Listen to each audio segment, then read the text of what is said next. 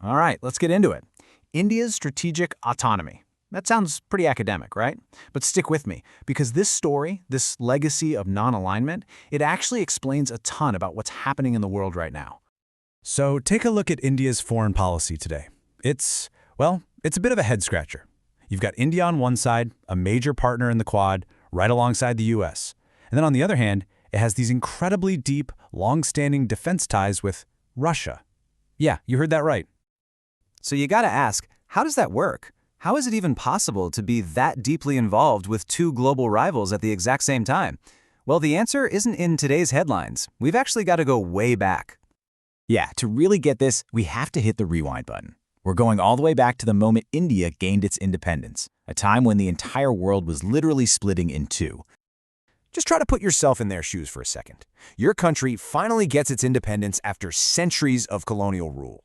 You're trying to build everything from scratch, and the world you're born into, it's just on the brink of a massive showdown between the two biggest superpowers on the planet, the United States and the Soviet Union. No pressure, right? So India's first Prime Minister, Jawaharlal Nehru, he looked at this whole situation and saw exactly what it was. A trap.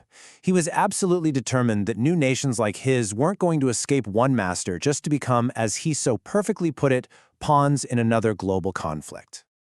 So what do? If you don't want to join Team America and you don't want to join Team Soviet Union, what's left? Well, you do something kind of radical. You create your own team, and that's exactly what they did.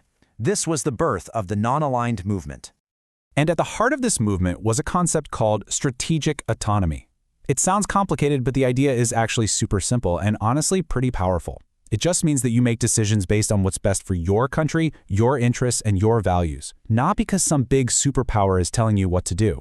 You're in the driver's seat, period. And Nehru wasn't shouting into the void here. This idea, it really caught on. You had all of these other leaders of newly independent nations who felt the exact same way. At this big meeting in Bandung in 1955, you had Nehru from India, Nasser from Egypt, Tito from Yugoslavia, Sukarno from Indonesia. These guys were like the founding fathers of this whole third way. And their message to the superpowers was so simple, but so defiant. It was basically, look, we refuse to choose sides in your wars. We're not interested. What we are interested in is peace, developing our countries, and cooperating with anyone who wants to cooperate with us. Of course, it's one thing to have these amazing idealistic principles. It's a whole other thing to actually make them work in the real world, right? And yeah, that idealism was about to get a serious reality check. And that reality check came in the form of actual war. First, a brutal border war with China in 1962, then the Bangladesh Liberation War in 1971. Suddenly, this wasn't about philosophy anymore. This was about survival. So, when you're pushed into a corner like that, you have to make some tough calls. The US was backing India's rival, Pakistan, so India did what it had to do. It leaned on the Soviet Union for some really crucial military and diplomatic help. It wasn't about ideology, it was a practical move, pure and simple.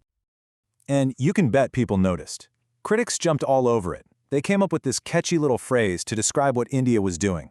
Non-alignment with a tilt. The accusation was pretty clear. India was saying one thing, but doing another. But here's the thing. From India's point of view, it wasn't a contradiction at all. It was a balancing act. In fact, it was exactly what strategic autonomy was all about. It's about using your freedom to make the best choice in the moment to protect yourself, even if people on the outside don't get it. Okay, so let's bring it back to today. How does all that history, that balancing act, that tilt when needed, explain what India is doing right now? Well, this is where all the puzzle pieces finally click together. You can see the exact same philosophy in action today. It's the same playbook, just with different players.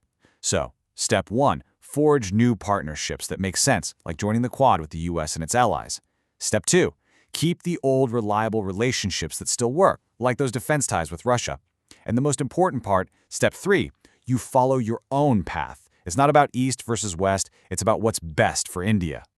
And this is maybe the most important thing to understand. Non-alignment never meant neutrality. It wasn't about sitting on the sidelines and doing nothing. Not at all.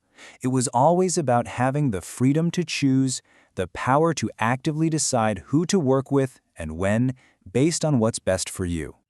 And that right there is the answer to our original question. How can India partner with both the US and Russia? It's because of this idea, this principle that has been at the core of its foreign policy since day one, that freedom of choice is its most enduring legacy. So it leaves you with a really big question, doesn't it?